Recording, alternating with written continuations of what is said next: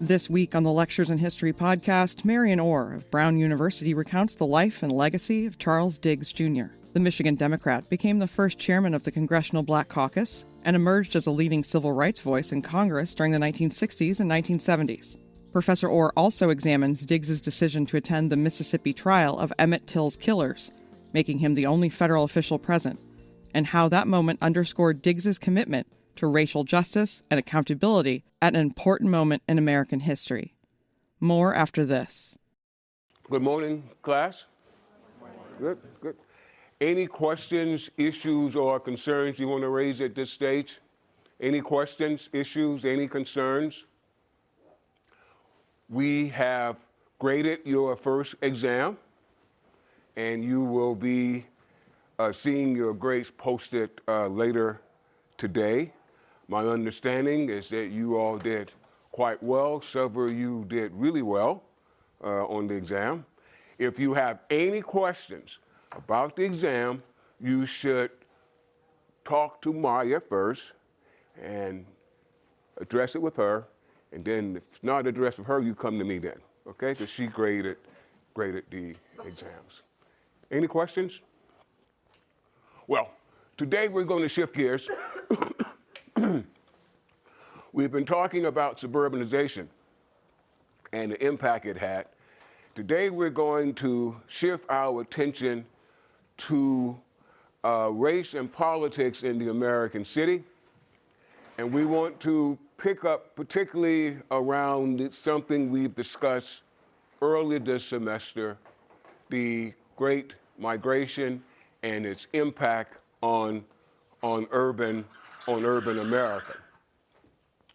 You remember the Great Migration?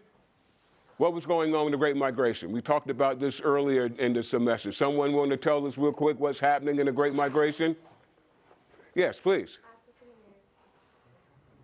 African Americans from the South were moving to the North because of issues with racial discrimination as well as lack of economic opportunity.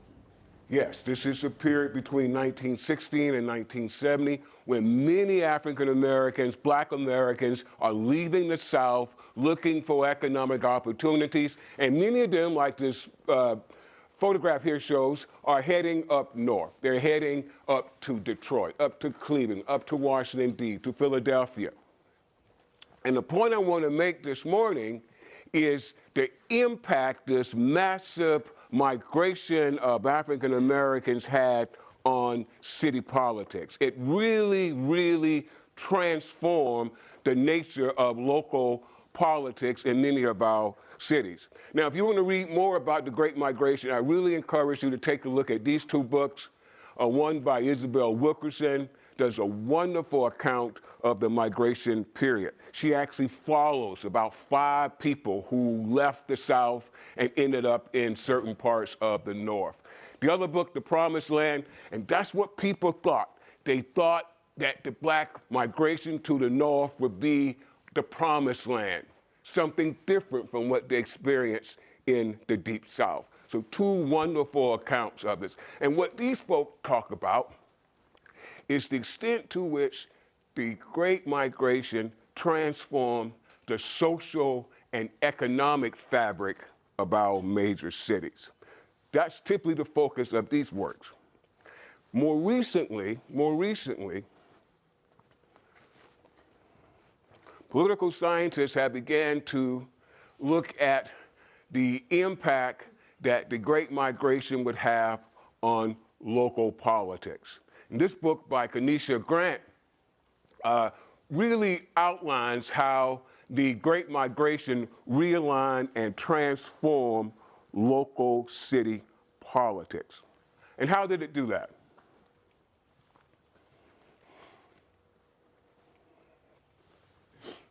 Well, it produced this migratory pattern produced several Black Congress members. Many of the Blacks who moved to Chicago, for example, ended up on a particular segment of the city, in the south side of Chicago, okay?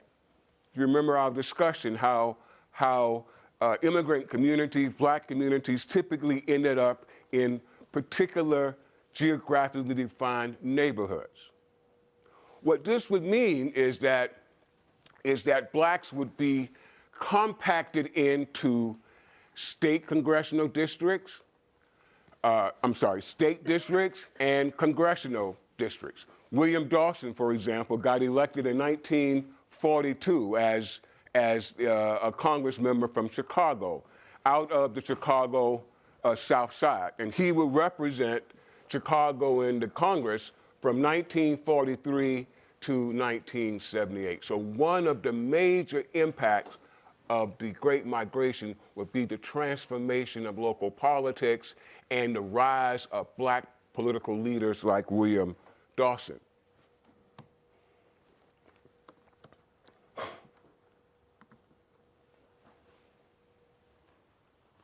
Black Americans made their way to New York, many of them into Harlem, in Manhattan.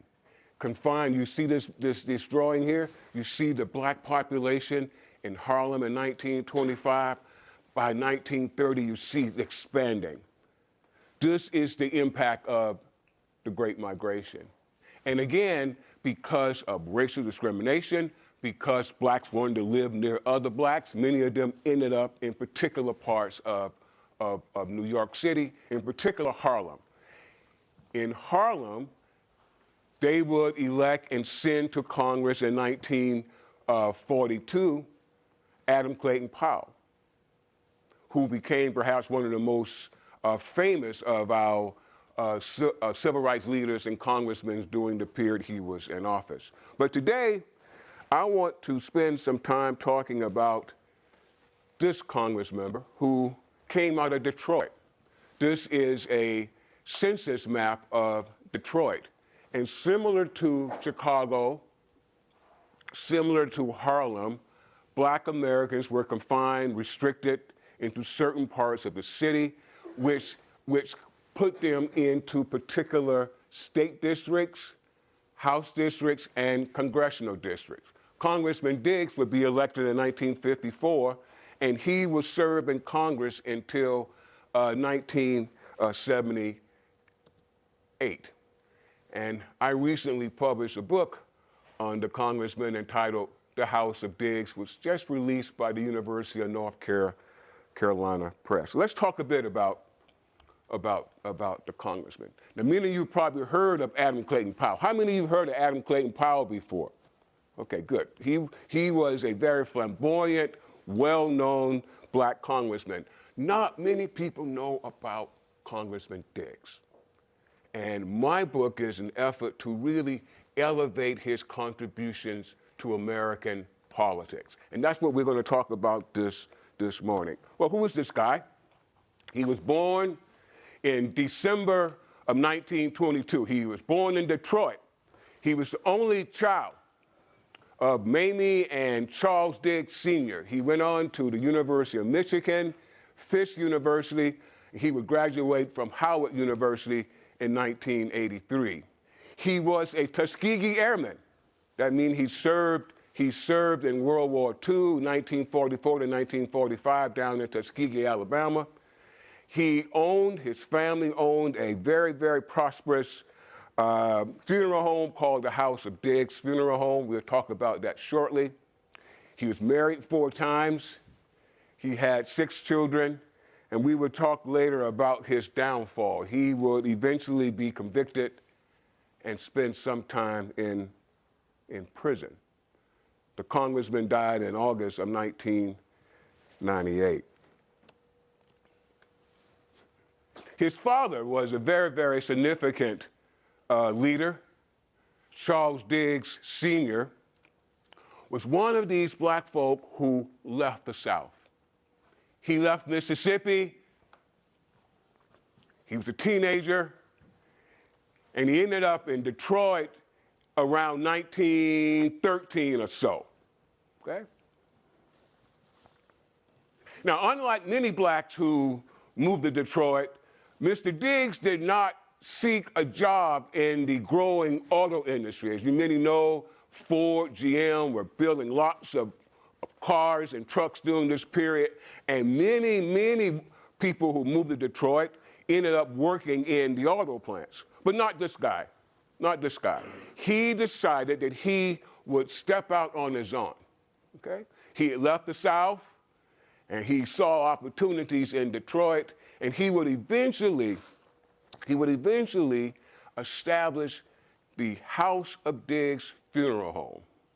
And the House of Diggs Funeral Home became a very prosperous business, lucrative business. In fact, the funeral home buried more than half of the black people who died in Detroit were buried by the House of Diggs. It was a very prosperous business, and it did well, okay?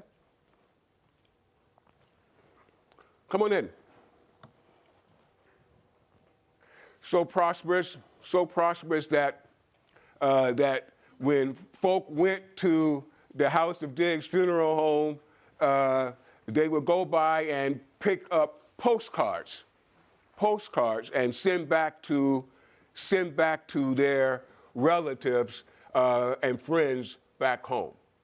They had heard about the House of Diggs. So if you, for example, had relatives in Detroit and you went up to visit them, they would say, "Oh, let's go by the House of Diggs Funeral Home." It was such a prosperous thing, and they would pick up postcards and send back to their relatives and let folk know, "I was in Detroit and I visited the House of Diggs Funeral Home."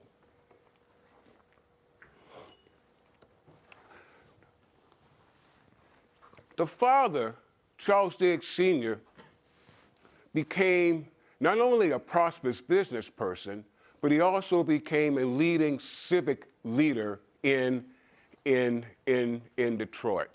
He, for example, played a big role in bringing together black workers into the labor movement in Detroit in the 1930s. This would be a significant thing for blacks. They would organize and mobilize in a union. And what happened is during the 30s and 40s, you began to have in Detroit this very powerful liberal labor black coalition that began to work on policies like civil rights and the like. So the father, Charles Diggs Sr., would parlay the success of the funeral home into electoral politics. In fact, he became a state senator in 1936. He served until 1944. He had an outstanding record on civil rights. He was a strong supporter of labor unions. He fought for black housing in Detroit. He became a leading civic and business leader. And the funeral home itself became very popular because it supported charitable causes. It gave out college scholarships. It supported Little League sports activities. They had a wonderful annual Mother's Day event celebrating black mothers. So the funeral home became a community institution in Detroit, and it helped elevate the Diggs name in the city of Detroit. The Diggs name in Detroit in the 40s and 50s, as someone told me, was like gold, because they had such a wonderful reputation in the Detroit community, okay?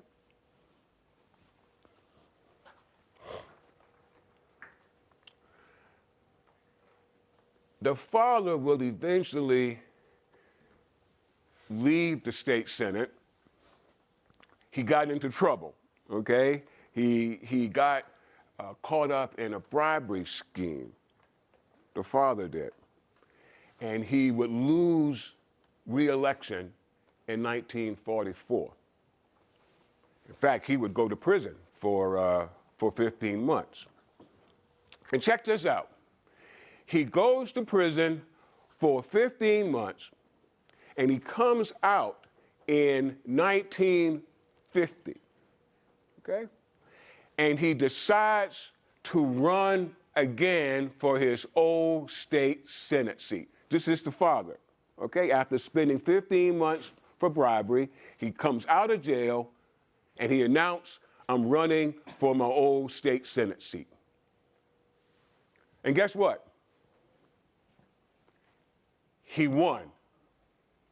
He won. The black community still supported him. They felt that his arrest was really part of the harassment of black leaders. And so the black voters galvanized around the re-election of Charles Diggs Sr. And he got re-elected in 1950. But guess what happened? The Republicans, and he was a Democrat, the Republicans who controlled the legislature refused to seat Charles Diggs Sr. The Republicans argued that he was a convicted person and that he did not have the moral fortitude to serve in the legislature. So the Republicans decided not to seat him. And the seat was declared vacant, his old state Senate seat. Well, since Charles Diggs Sr. could not hold the seat, he approached, who do you think he approached?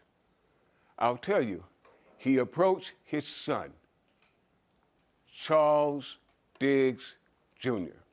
Charles Diggs Jr. now had spent some time in the war. He was now back home helping his mom and dad run the funeral home. In fact, the son hosted the weekly radio program that was sponsored by the House of Diggs. So the son himself was beginning to gain some popularity because of the radio program. Now let me add that the son really did not want to run for this seat. He was a reluctant politician, okay? He wanted to spend his time, the son, helping mom and dad grow the business. And he had little interest in following his father in public life. But because of his father's pressure, the young man decided, okay, since they won't seat you, Dad, I would run for your seat. And the young man ran in the special election, and he won his father's seats in huge numbers. And this is the beginning of Congressman Diggs' political life. He stays in the state Senate, the son does, for about 3 years. And he recognizes that he can't get much done because the Republicans control the legislature. And he's somewhat frustrated. He began to look for other opportunities. And within 3 years, this once reluctant politician now runs for Congress. He runs for Congress and he would win. I see a question here, yes? Yeah, I have a question. Oh my gosh, sorry. My bad. My question was it usually black affluent families who were in the state legislatures at that time, or was there like class diversity between the black families? Yeah, there were very few blacks in the legislature during this time. In fact, Charles Diggs, the son, would be one of only 2 blacks in the state Senate.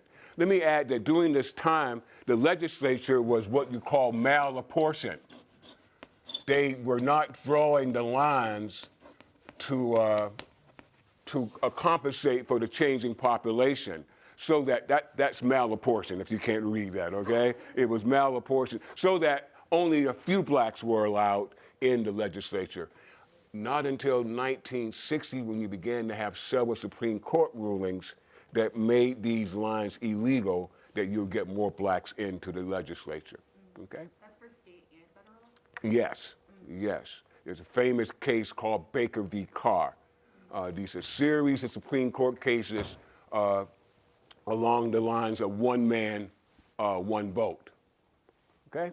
So the Diggs family were pioneers. The father was the first black Democrat to win a state Senate seat in Michigan. And the son, as I said, would be one of only 2 blacks in the legislature during that time. But Diggs was frustrated in the state Senate because the Republicans would block everything he tried to get through the legislature. And so out of his frustration and in part given his ambition, he would run for Congress. He would run and he would win. He ran in the 13th district in 1954, and he defeated a longtime New Deal Democrat, a man named George O'Brien. By the way, let me add that Diggs' congressional seat, when he first got elected in 1954, it was a majority white congressional district, okay? C-SPAN's Lectures in History podcast continues in a moment. Now back to C-SPAN's Lectures in History podcast. Diggs, in fact, is the first black man to be elected to Congress from a majority white district. I think this is in part because of the coalition I told you about. This was a liberal, labor, black coalition that coalesced around progressive liberal ideas in Detroit and in Michigan during the 50s and 60s. And so Diggs had the support of labor unions when he ran in 1954, and they supported him and sent him to Congress, okay? In a majority, again, a majority white congressional district. And he defeated this longtime New Deal Democrat. Let me just add that his father, who was a very savvy politician himself, did not think that his son could win the seat. He said he didn't think that whites would cross over and vote for his son. Diggs didn't listen to his father. He thought he could garner support from the white voters, and he was able to do it, and he would win re-election until 1978. Please, yes, sir. Yes, besides this coalition, what else do you think helped appeal to this white voter population? Like, was it because he was a lighter skinned man that it helped a little bit, or did he have like natural political gifts? What came with winning that? Because this is the 50s, it was really hard. It is the 50s. It was partly the name recognition of Charles Diggs and the prominence of the Diggs family, okay? I will say this, that, and I think if the congressman was here, he would say so, he really was able to build off his father's legacy, okay? And that's partly why I think these folk coalesced around him, okay? They were part of this coalition. And you see, part of what happened is young Diggs, watching his father build this coalition with whites and labor unions, recognized that white working class folk and black working class folk can come together and develop political power. That's what this coalition signified, that blacks and white workers could come together and have some political power and share political power. Yeah.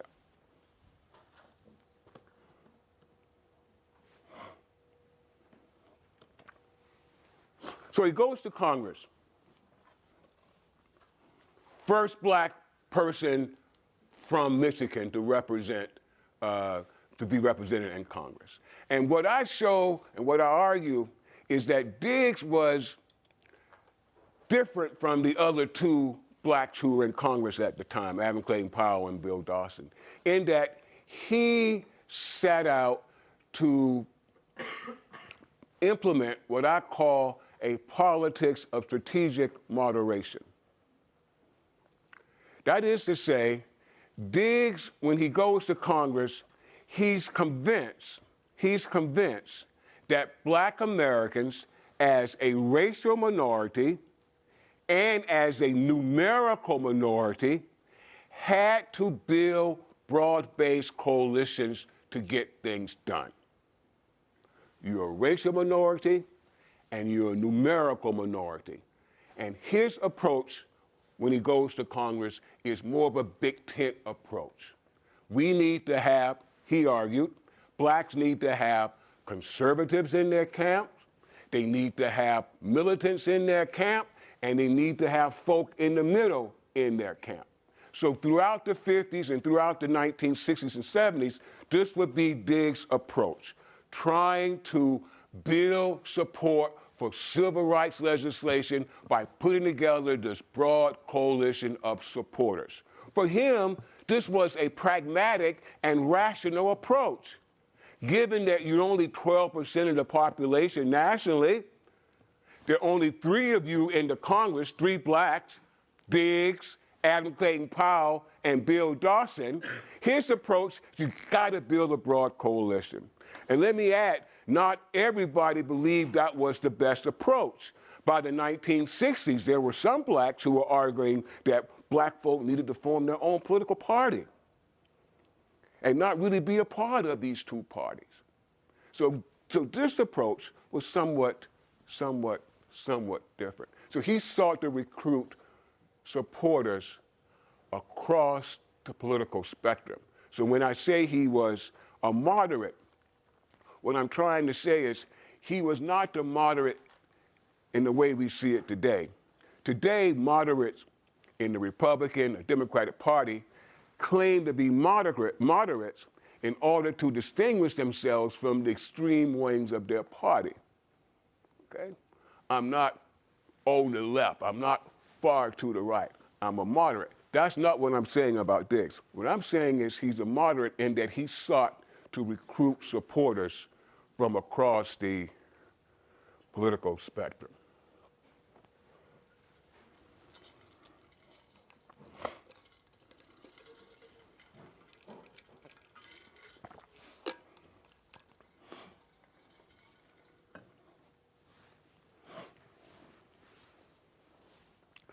So Diggs is elected in 1954, and he goes to Congress, and he takes the oath of office in January of 1955. 1955, class, is a very important period in American political life. It is really, when Diggs comes to office in 55, he arrives really at a time where the civil rights movement is about to take a new phase, make a new phase, a more heightened protest phase is about to take place. Prior to this, much of the civil rights activity was centered around litigation. But Diggs will come into office at a time where the protest phase is taking off, and when he arrives in office, one of the first things that he would do, a very brave thing to do, is he would go down to Mississippi in the summer of 1955 to observe the trial of Emmett Till. Who knows anything about Emmett Till? Can someone tell us who Emmett Till is? Anybody? Y'all remember from your history classes? You're nodding your head. Anybody? Yes, please, come on. He was a black, Well, hold it. he was a black teenager from the north. I don't remember which part, but he was visiting family in Mississippi, and while he was down in Mississippi, I guess he was out walking with his friends, and he was accused of whistling at a white woman, and because of that, a group of white men found him, kidnapped him, and brutally murdered him, and it was just terrible. Yeah. Sure. So. Yeah. The Emmett Till lynching, killing. As Eugenia said, Emmett was a 14-year-old black boy from Chicago. He was from Chicago, and he went down to Mississippi, to the Delta, to visit his relatives there. And he was murdered and lynched there.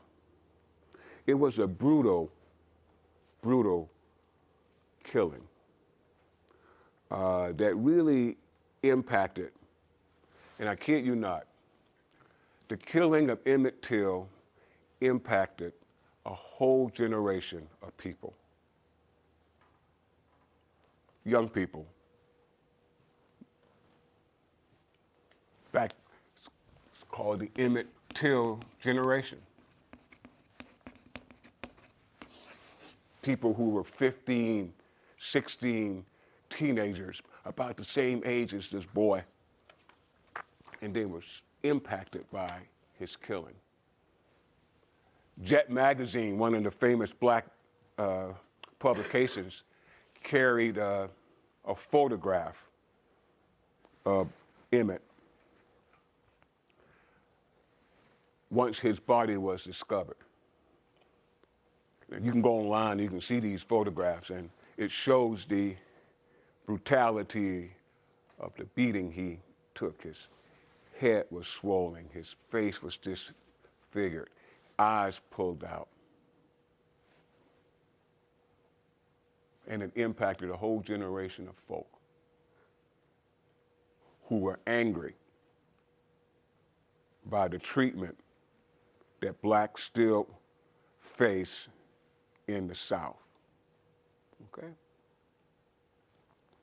Diggs is elected and goes to Washington in 1955.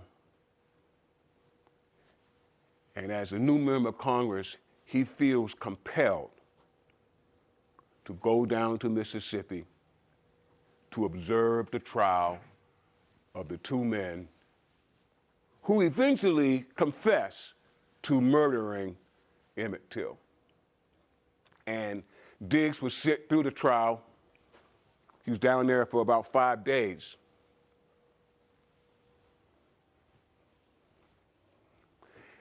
This was a brave and courageous thing to do. Diggs was 32 years old. He was a young man. He's from Detroit.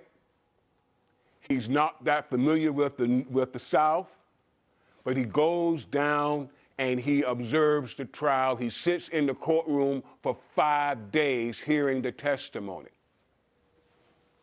And I lay out in my book the impact that he had at the trial.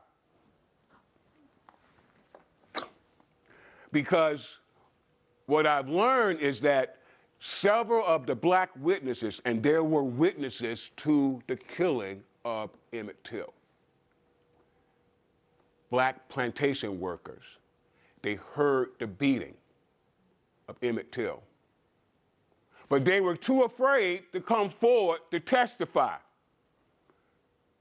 Because accusing a white person of murder in the 1950s in Mississippi, if you were black, you could be murdered for doing just that. Okay?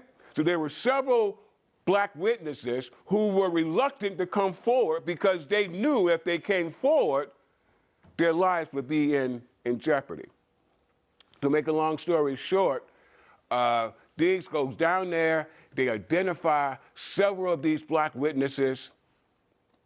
He and other leaders convinced them to come forward to testify. And they did. Not only did they testify, they pointed an accusing finger at the two men who they saw murdered Emmett Till. One of the witnesses, a young black boy, he was 18 years old, would later tell his friends, relatives, and reporters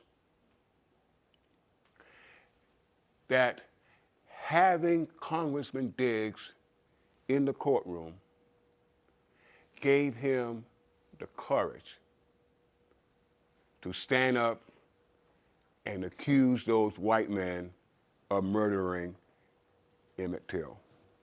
So Diggs' presence gave those black witnesses the courage. What they said was looking out and seeing that black Congress member, a man who represented power, gave them the strength to step forward and to accuse those two white men. So Diggs had a major impact on this very, very important trial, okay? Not only did he help with the witnesses, But because he was a newly elected black Congress member, I would surmise that he brought additional media attention to what was happening in Mississippi, okay? His presence brought more newspaper coverage, more television coverage at the trial and about the issue of civil rights, not only in Mississippi, but throughout the South. And let me just add that Diggs' presence at the trial, and let me say, he wrote about his experience. He was down there for 5 days. And afterwards, the Pittsburgh Courier, a black newspaper, asked him to write some essays about his experience there. And when you read his account, first-hand account of being down there, he said he was frightened. Every day he said he was frightened. Because it didn't matter because he was a Congress member. He could have been lynched himself. And he understood that. Okay? So he spent 5, what he said, harrowing, frightening days at the trial. And he made a big impact. He made a big impact. His presence at the trial in his first months in Congress, he was also sending a signal to America. He was also sending a signal to America about what kind of Congress member he was going to be. And what he was saying was that while I was elected from the 13th District of Michigan, I plan to be a congressman for all Americans. And let me add, especially black Americans, okay? He wanted to be a voice in Congress for those blacks who had no voice in Congress. And many blacks in the South, because of voting restrictions, simply had no one to turn to. And so Diggs is sending a signal that this is the kind of Congress member I'm going to be. I'm going to be a national political leader. Although I'm from Detroit, I'm going to address issues that impact America and especially black Americans. And you see this throughout his long tenure in Congress. He says, I sincerely feel that the responsibility which I accepted in being sworn in was to serve the best interests of all people of the United States of America. He would become, for example, a major colleague and friend of Martin Luther King Jr. The two of them would have a strong alliance. They would work together. I call them brothers in the struggle for civil rights. In fact, Diggs would use the House of Diggs radio program that I told you he had. He would raise $10,000 to support Rosa Parks and Dr. King for the Montgomery bus boycott movement. I'm sure some of you have read about or heard about. He raised $10,000 and he brought it down to Dr. King, and it was his first time meeting the young preacher who will soon become America's voice for civil rights. Dr. King and Diggs were so close, Diego, that they were on first name basis, okay? Mr. Diggs called Dr. King Martin and Marty, and only close friends would call Dr. King by his first name. For me, this is an indication of how close the two men were. A very unique relationship. And they will remain brothers in the struggle until Dr. King is murdered in April of 1968. He would spend his time, Charlie Diggs would spend a lot of time in the South trying to address the issues that black Southerners faced. In fact, he almost lost his life down in Mississippi when he was down there giving a speech on civil rights. He was staying with a black family down there in Clarksdale, Mississippi, and the house that he was staying in, like 3 o'clock in the morning, Molotov cocktails was thrown, and the house almost burnt down. Mm-hmm. C-SPAN's Lectures in History podcast continues in a moment. Now back to C-SPAN's Lectures in History podcast. So he became in a way, a civil rights leader. Because he's coming to Congress at this unique time when the civil rights movement, the boycott in Montgomery, the killing of Emmett Till is taking off.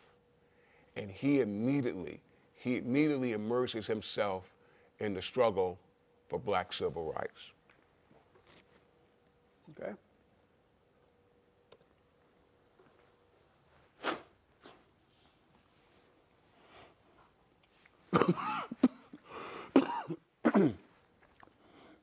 I wonder, being a new Congress member, again, can you imagine?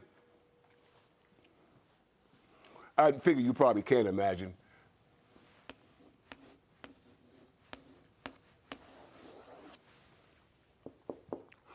$435 House members. If you add the Senate, you're talking 535 members of Congress. 3 are black. Adam Clayton Powell from Harlem, militant, radical, pastor of a very prominent church, radical on race issues. He's one black member. Bill Dawson from Chicago, black conservative, okay? And now here comes Diggs. 3 out of 435. How do you operate in an institution when you're dealing with civil rights and you're 3 out of 535 damn House members? Oh, I knew I would do that. So Diggs would set out to become a very responsible, deliberate, policy-oriented legislator. And when I examine his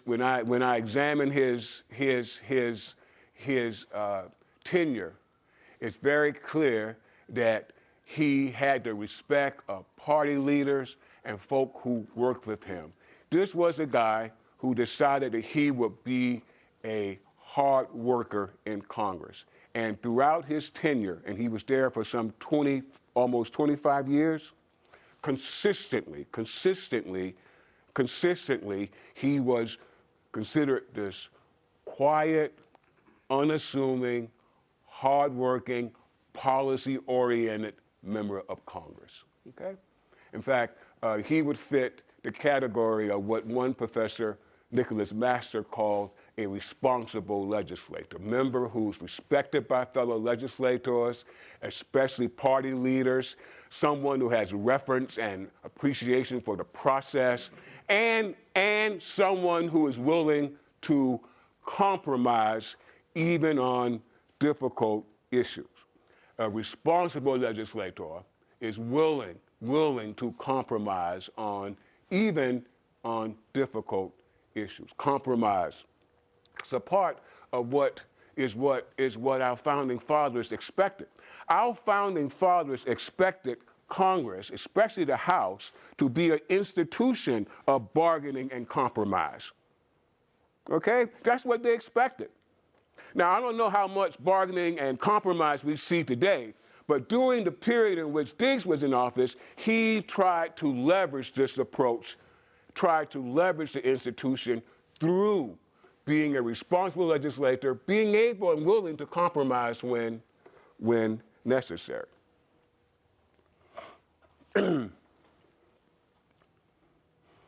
So, what are some of the things he accomplished while in Congress? Let's talk about that real quick. I'm going to go through some of the fascinating policy issues that this young man addressed. Yes, ma'am. I have Yeah. a question. Sure. So I think when I'm reading in the political science literature is that certain people think that legislators should represent their constituents in their location as opposed to representing an entire race. Was Dawson, Powell, and Diggs all I want to represent all black people? Was that their strategy all the time? No, not at all. Dawson was one who, out of Chicago, was really focused largely on what was going on in Chicago. He did not take big public positions on issues of civil rights and race. In fact, he was really considered deficient in some respects because he didn't even speak out against the damn killing of Emmett Till. Yeah.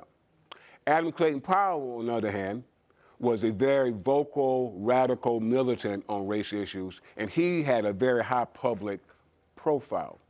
But many people didn't like working with Powell, okay? Especially the white colleagues, because Powell had no problem, bringing up issues of race and discrimination, and some whites considered Powell to be a racial demagogue, okay? Diggs would take a more sort of moderate approach, again, trying to build this broad coalition, this broad spectrum of supporters. Yeah. Mm-hmm. Yes, Blake. Yeah, to build off of that question, what were Diggs' policy goals in Congress? What were some of his big talking points and goals when he was there? Good question. One of them was really addressing issues of civil rights. Listen, civil rights was the key policy challenge for black Americans and their allies in the 50s and 60s. And so Diggs would come into office right away trying to address issues of civil rights. One of the first issues that he would address, for example, is the treatment of blacks in commercial air travel. This is something I learned about throughout my research on the congressman.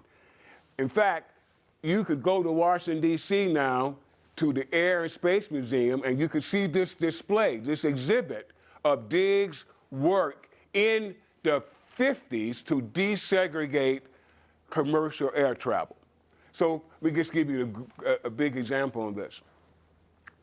In the 1950s, just as air travel was taking off among Americans, Diggs discovered that in the South, the airport terminals in Houston, in Atlanta, in Charlotte, they were segregated by race.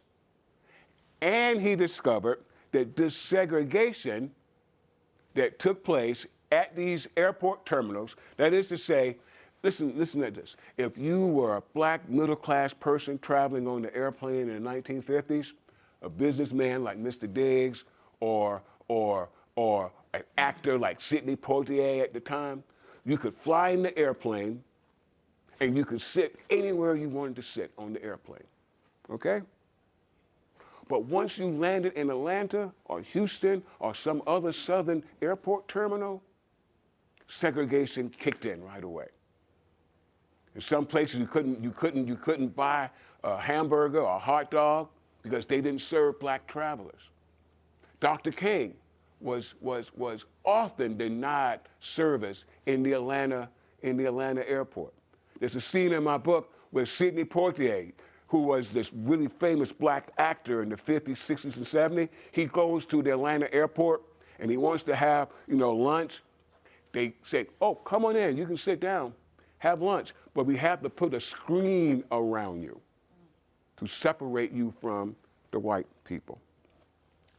Diggs discovered this segregation in the southern airport terminals, and let me just say this real quickly, this was really in violation. This was in violation of the grants that provided the funding to build these airports. And Diggs discovered, when he did his oversight, when he looked into what was happening, he said, this is actually illegal. But they were not enforcing it. And through Diggs' hard work, class, make a long story short, southern airport terminals were desegregated before the 1964 Civil Rights Act, okay? In part because of Diggs' efforts. I'll repeat that. The southern airport terminals were desegregated before passage of the Civil Rights Act of 1964, which made racial discrimination in these areas illegal, okay? He was a phenomenal American leader in this regard. You asked Blake what he worked on. He worked on discrimination in the military. You know, Harry Truman in 1948, our president said, you know, they were desegregating the military. Well, racial discrimination was still very high in the military. And Diggs learned about it right away. Know how? I'll tell you. Military personnel began to write him. The soldiers would write and say, my God, you should see how we're being treated. We're not getting promoted. We're given the worst kind of jobs in the military. So Diggs, when he arrives to Congress, he's getting hundreds and hundreds and hundreds of letters from black men and their family members complaining about discrimination in the military. Not only on base, but let me emphasize, off base also. And this would be one of Diggs' big contributions, that he would focus on not only on-base discrimination, but he argued that the U.S. military should do something about off-base discrimination also. Let me give you an example of that. If you were in the military and you and the guys were out working one day, you know, doing whatever military men do on their jobs in the 50s and 60s, and you finish up your work and you want to go have something to eat or go play bowling or go have a beer, well, the black men couldn't go with you if you were white because everything was segregated. And Diggs made the argument that this off-base discrimination really hurt the morale and efficiency of the U.S. military. And he pushed the U.S. military to address not only on-base discrimination, but he wanted them to also push private restaurants, private housing to address the issue of discrimination.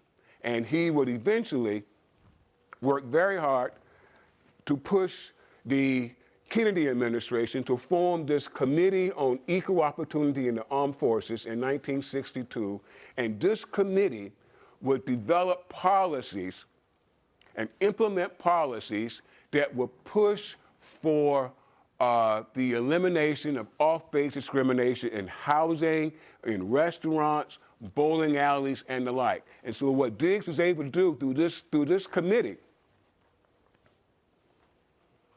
was to desegregate restaurants, bowling alleys, movie theaters in the vicinity of the military installations, okay?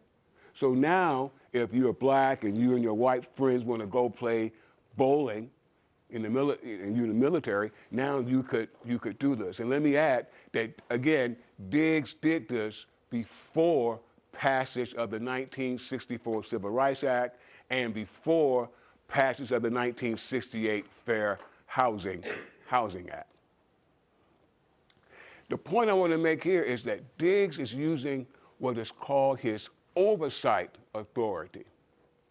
Congress has oversight of what the executive branch is doing. And when he looked into the military, when he looked into the airports and oversight, he found they were violating the rules. This is part of what Congress people do. They have the authority to call in the administration and ask questions about what you're doing. It's called oversight, and Diggs took this job very, very seriously.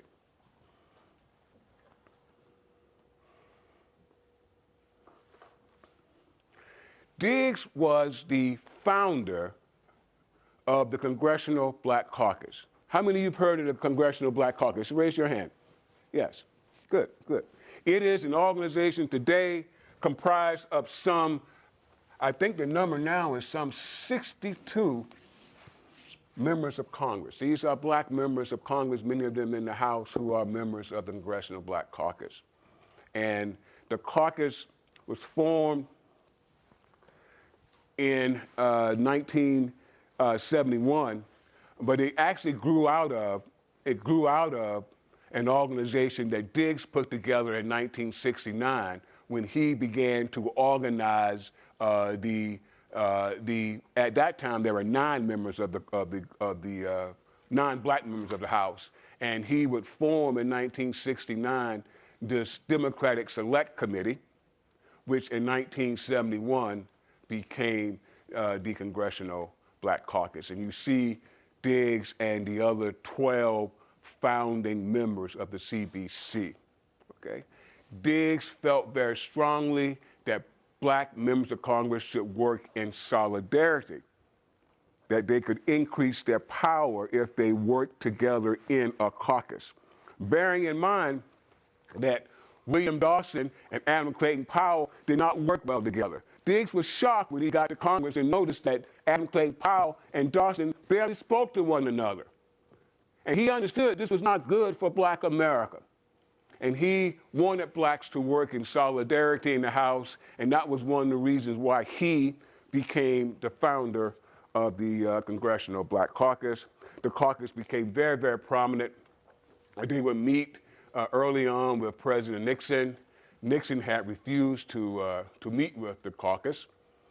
The caucus would boycott his State of the Union, and for about a year, the president refused to meet with Diggs and the CBC. But eventually, they had a huge, they had a meeting in the White House, and that meeting really catapulted the CBC as a leading black political organization in Washington, D.C., and indeed nationally. Yes? So I'm curious about what his relationship to the other members of the CBC were. Like, how was he seen? Because he is a moderate, so was he seen as kind of bringing together the radicals on one side and the conservatives on the other side, kind of playing a moderating role for that? You're absolutely right. That's what because he had this sort of moderate approach, he was able to bring the various members together. Adam Clayton Powell did not do a whole lot with the CBC because he felt he was on his own. But Diggs had the respect of these other members. Okay, by this time, Diggs been in office now since 1955, so he has seniority. He has a great reputation as being a hard worker. The white leadership in the House gravitated toward Diggs because they preferred working with Diggs rather than working with Adam Clayton Powell, because Powell would always call them out on their racism, you see. Yes. Adam Clayton Powell and Diggs were very, very close, and they respected one another. Yes, they sure did. Yes. So the formation of the caucus is one of Diggs' lasting contributions. And as I said, today the caucus is some 62 members strong. It is the largest caucus in the U.S. House, and they coalesce, come together to speak on issues that impact their districts. Most of those districts, large populations of black Americans living in them. Okay? So he was at the Emmett Till trial. He played a big role in desegregating commercial air travel. He worked really hard on off-base off-base military discrimination, and he was the founder of the Congressional Black Caucus. Major contributions. Anyone from D.C.? Anybody live in Washington, D.C.? Yeah. It's the district. It's the federal government, isn't it? So, do you know about home rule? Yes. Say something about what's the home rule? Yeah, home rule. So I've actually studied this and wrote some papers about it here at Brown because D.C. has pushed for statehood. And so home rule gives D.C. certain rights to govern themselves, to have a representative in the House, but that's a non-voting representative called a delegate. That's yes. Eleanor Holmes Norton. And so D.C. has been pushing to have more rights because what they say is taxation without representation. Good. Yes. Washington, D.C. is unique. It's a city of some 50,000 people. But it's also the seat of the national government. The Constitution established the district. The founding fathers did not want the national government to be in a particular state. They didn't think it would work to have the national government in Pennsylvania or in Georgia. So they decided to put it into a neutral spot. It's called the district. And if you read our Constitution, it's very clear that Congress has exclusive authority over the federal district. And that's why it's called the district. It's a federal district, okay? To make a long story short, for many, many years, the President of the United States appointed public officials in Washington, D.C., okay? From the Civil War around 1865 or so until 1973. Let me tell you quickly what happened. Prior to the Civil War, Congress allowed local people in D.C. to elect their mayor, city council, and school board members prior to the Civil War. So from the founding of the district until the Civil War and Reconstruction, local people could elect the mayor, city council people in Washington, D.C. Well, here's what happened. After the Civil War, more and more black people moved to the district.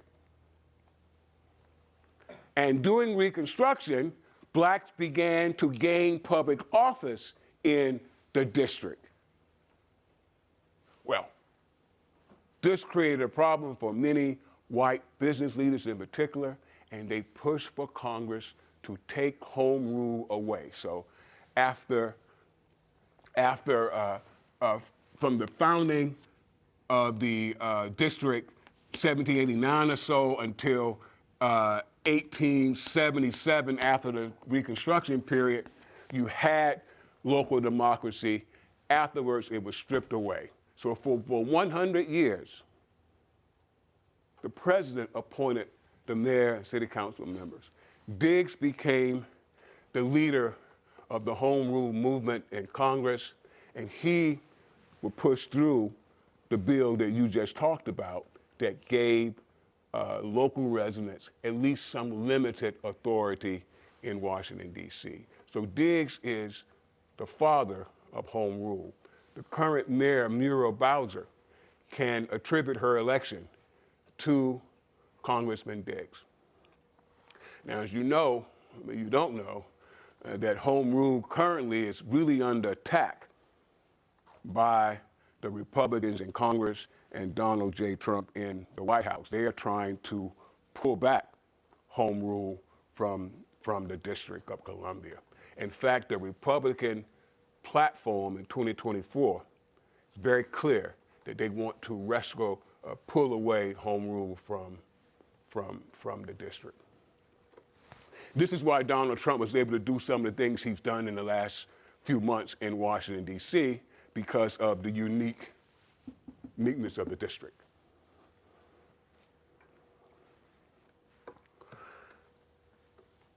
Let me say that I think when you look at Diggs' career, that perhaps his greatest legacy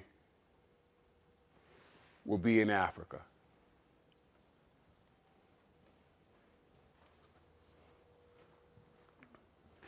Diggs was the first United States Congress member to take a real interest in Africa.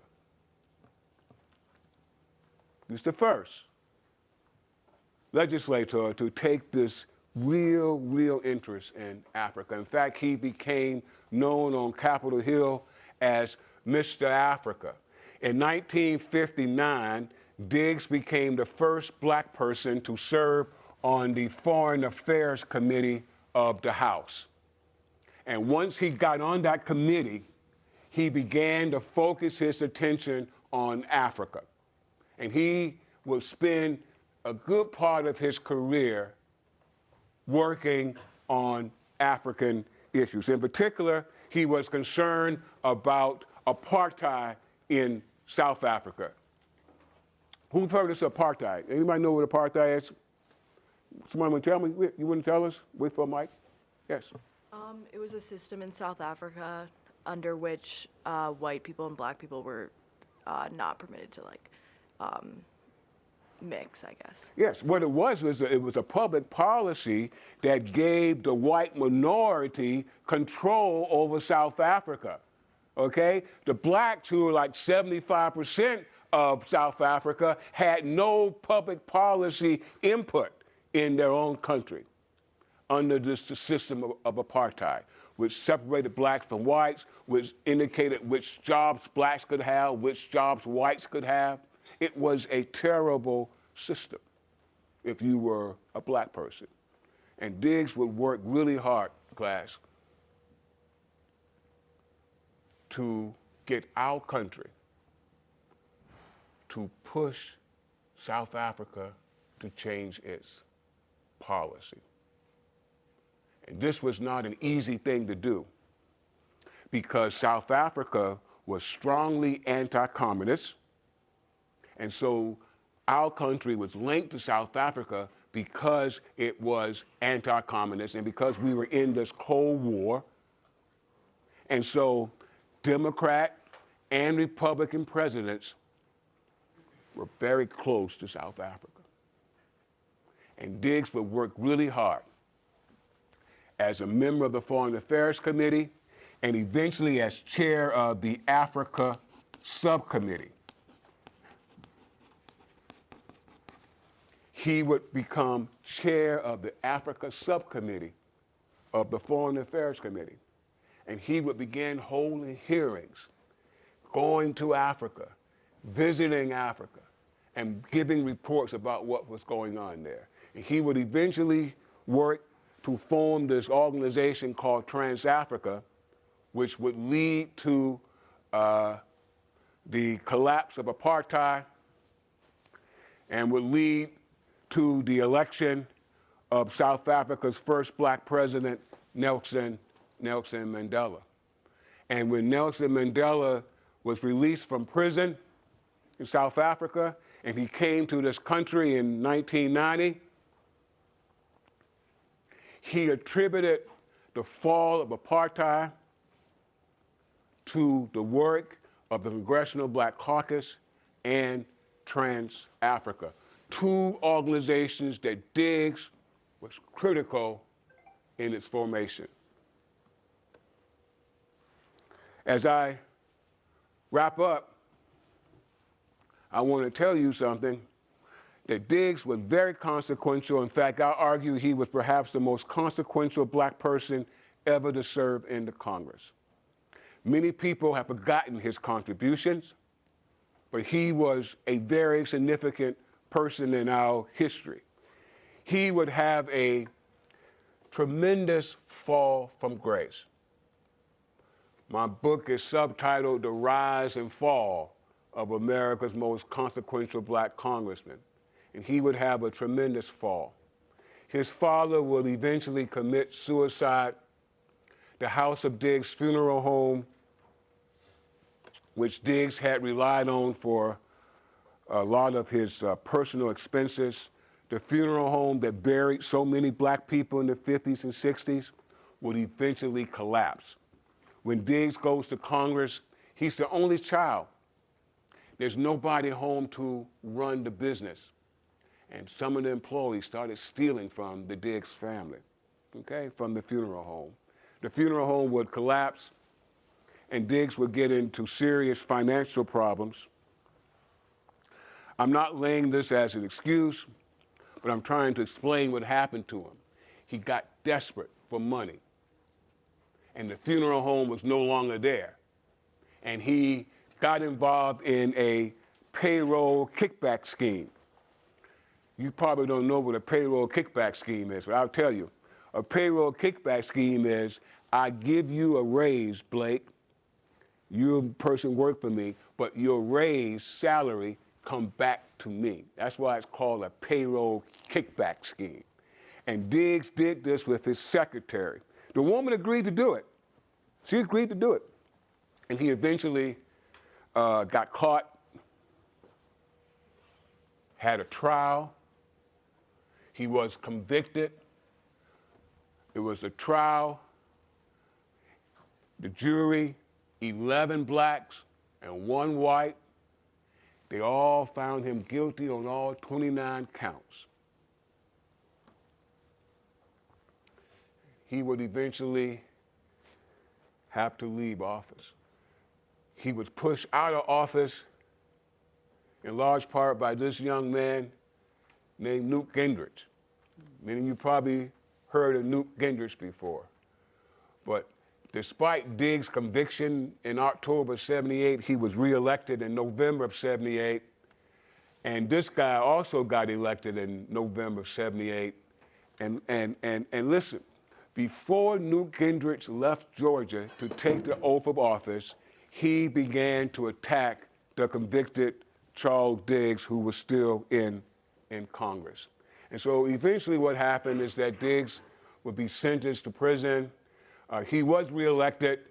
He stayed in the House until he was censored, and he eventually had to resign. There he is right there announcing his resignation in May of 1979. You see all the stuff from Africa in the background? He spent so much time in Africa. You have all of these books and statues from Africa.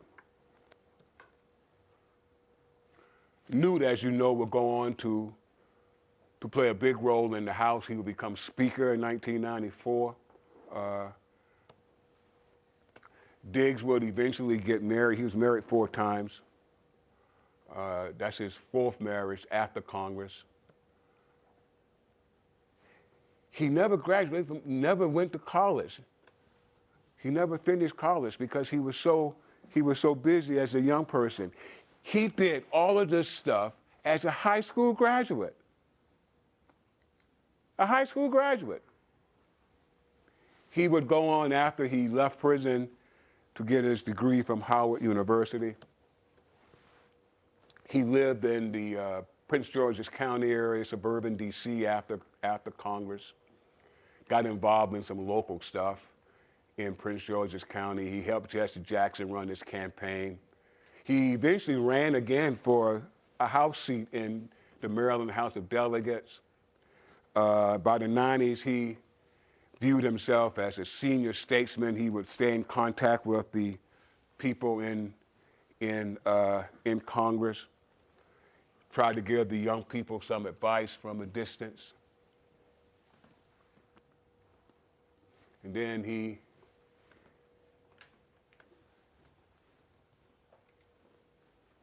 passed away in August of 1998. He's buried there. He's in the middle. On the left is the father's grave. On the right is the mother's grave.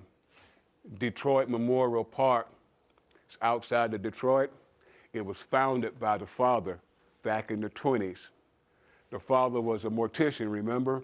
But black folk could not be buried in the cemeteries the same way white folk could. And so Papa Diggs, the father, formed this cemetery where black folk were buried, and Diggs was buried there after his death. He was an influential black leader on the national and global stages. Here's a man who fought for freedom for black people in this country and on the continent of Africa, a freedom warrior. He was a coalition builder. This is why he brought together the CBC. This is why he helped form Trans-Africa. He believed in coalition building. He had the kind of personality that called for coalition building. He was a dedicated, policy-oriented legislator. This guy, I'll tell you, no lie, he worked really hard.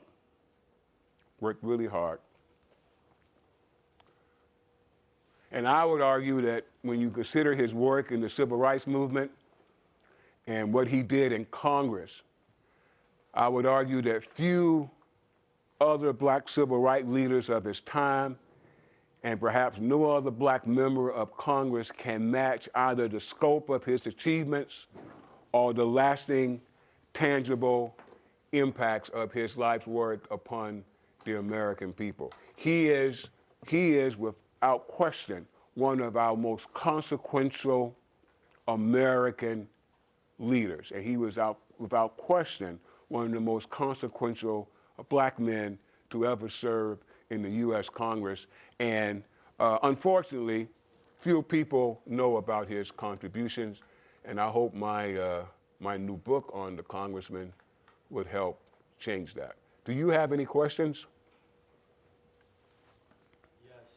How do you feel about finishing your book after doing so much research and learning about this man a lot and sharing his story with everyone who doesn't know about him? Because I remember even a couple years ago, you even knew that his daughter wore a red dress to his funeral because he didn't spend much time with her. Yeah. Now you have the Congressional Black Caucus Foundation sharing your book as a notable book that everyone should read. So Yeah. How do you feel?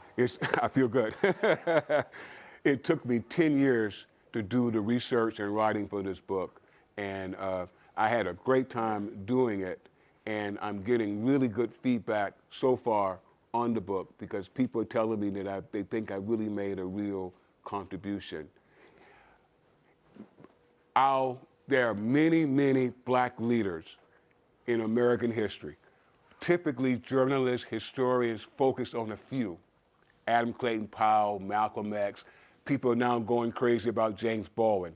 Here is one member of Congress, one black leader, who I think we ought to pay more attention to. When we get back on Tuesday, we're going to talk about the rise of black mayors as more and more blacks made their way into the central city. Look out for your grade. It's going to be posted on for your exams. If you have any questions, please direct them to Maya. Have a good weekend. Thanks for your attention.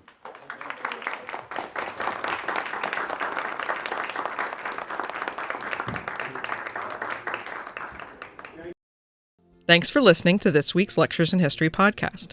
To find more of our history programming, visit our website at c-span.org.